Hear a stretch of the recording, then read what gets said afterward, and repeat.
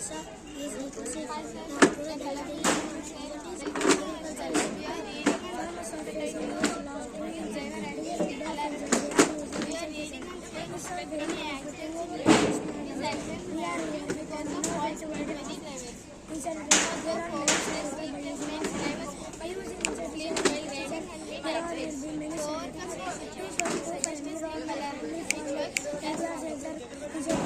the proposed system consists of two main parts that the infrared radiation mounted on a depending on the observed infrared radiation system detects and classifies the eye position into normal vision. When eyes open, the buzzer will not make any sound. When the eyes blink, the buzzer will make sound.